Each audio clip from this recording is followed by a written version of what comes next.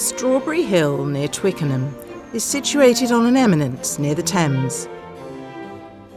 In 1747, it was purchased by Mr. Walpole, by whom this beautiful structure, formed from select parts of Gothic architecture in cathedrals, etc., was wholly built at different times. Great taste is displayed in the elegant embellishments of the edifice and in the choice collection of pictures, sculptures, antiquities and curiosities that adorn it. From a local guidebook, 1800. We're at Strawberry Hill, the house built by Horace Walpole from the 1740s onwards, one of the great monuments of the Gothic revival. Horace Walpole was a collector, a historian, a writer, the son of Sir Robert Walpole, who was Britain's first Prime Minister, who was of course immensely rich. He was a gentleman, and gentlemen didn't work, which isn't to say that he wasn't completely occupied with all sorts of things all the time, including writing and being a Member of Parliament and leading a very active social life. Strawberry Hill is a small, capricious house, built to please my own taste and in some degree to realise my own visions. Walpole came to Twickenham in 1747 and he took the lease on a little old house he found here. Twickenham was, of course, a real village, but it also had a lot of rather grand people living here, and they were in villas and large houses. So it was very, very fashionable as a kind of out-of-town resort for Londoners, about 3 hours from town, as it were.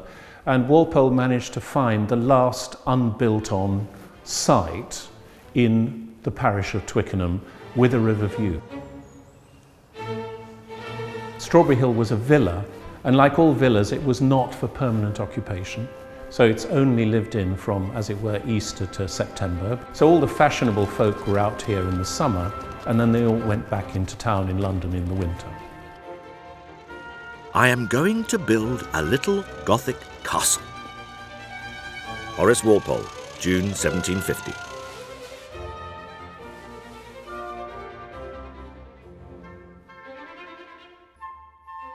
The importance of Strawberry Hill lies, of course, in the fact that it is a Gothic building, a Gothic revival building. It is the first building to be built as a house to be lived in the Gothic style, in a style which is both a house and a castle and a monastery. It was also the first building which used Gothic buildings, albeit in the form of prints, as a source for what you saw inside. And thirdly, it helped to popularise the Gothic revival style because Walpole was promoting it with incredible zeal and vigour. I have amassed such quantities of painted glass that every window in my castle will be illuminated with it. The adjusting and disposing it is vast amusement.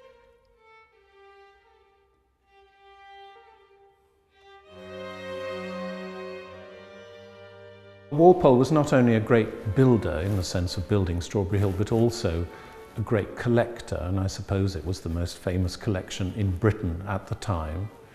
The purpose of the collection was to explain history from really the late Middle Ages until the 17th century. The collection was still in the house when Walpole died, and he took great care that it was also included in the will so that two things could not be separated. However, unfortunately, 7th Earl Waldegrave in 1842 decided to sell the collection, and that was a great 28-day sale, one of the greatest sales of the 19th century. Walpole died in 1797, and he was, of course, childless.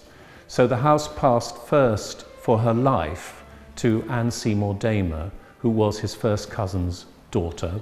And then in 1811, also under the will, it passed to the Waldegrave family. And the Waldegrave family actually kept the house till 1888. And in 1923, it passed to the Catholic Education Service, who brought St Mary's University College here. And the Strawberry Hill Trust has a long lease on the house and on most of the garden from St Mary's College. The Strawberry Hill Trust grew out of an organisation called the Friends of Strawberry Hill, which was founded in 2000. In 2002, the Trust was founded, and it's a building preservation trust. Its sole purpose is to preserve Strawberry Hill and open it to the public.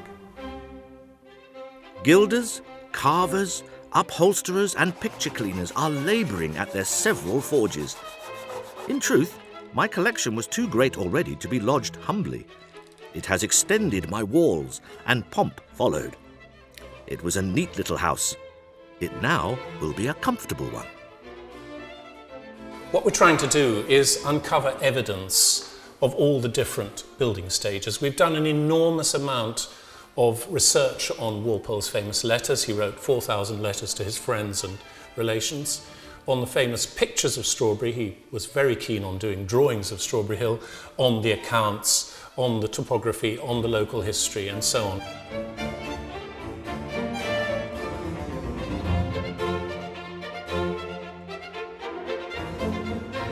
The real test for preservation or keeping or whatever is actually based on what the architects call cultural significance. And of course this is a layered building, and we were faced with things of many, many periods, but it's a question of deciding what is the major cultural significance. So what is more important? Is it a Horace Walpole fireplace, or is it a Lady Waldegrave wallpaper from the 1850s? And on the whole, that system has worked rather well, and the conclusion that we've come to in nearly all the rooms in the house is to bring them back to the state that they were at the time of Horace Walpole's death in 1797.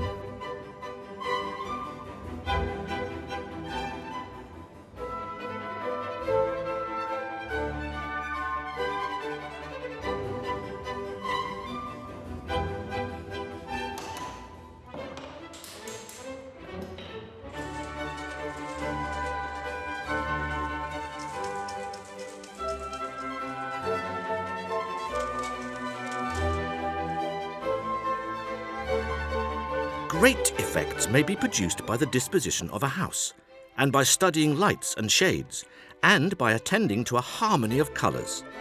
I have practised all these rules in my house at Strawberry Hill, and have observed the impressions made on spectators by these arts. Once the house was completed in the late 1770s, Walpole had devised a way of seeing the house, which was a kind of mood journey, if you like, starting in the dark hall, going then through into the light stairwell, and then passing through the rooms overlooking the river, which were in fact very brightly coloured inside and had wonderful views to the river and the landscape. Then passing through into another dark world, the trunk-sealed passage, and then the incredible blaze of light in the gallery and the round room, which were the only two rooms in the whole house that are actually on an axis, that are not this kind of wiggly Gothic effect.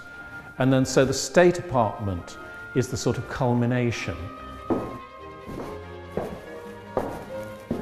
The gallery is probably the greatest achievement of this conservation restoration program here at Strawberry Hill. There's more gold in this room than any other room in the house. We've revealed Lady Waldegrave's wonderful floor. We've raised the windows to Walpole's size and scale.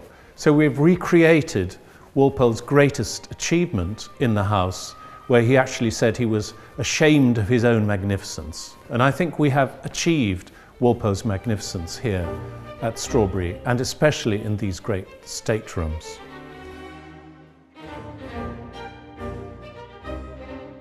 Well, it does feel amazing to have got to this point.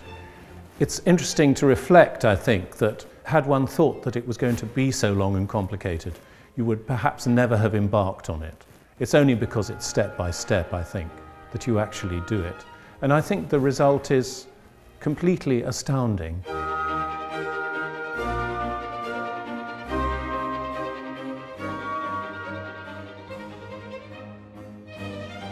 I am writing, I am building. Both works that will outlast the memory of battles and heroes. Truly, I believe, the one will as much as the other. My buildings are paper, like my writings, and both will be blown away in 10 years after I am dead.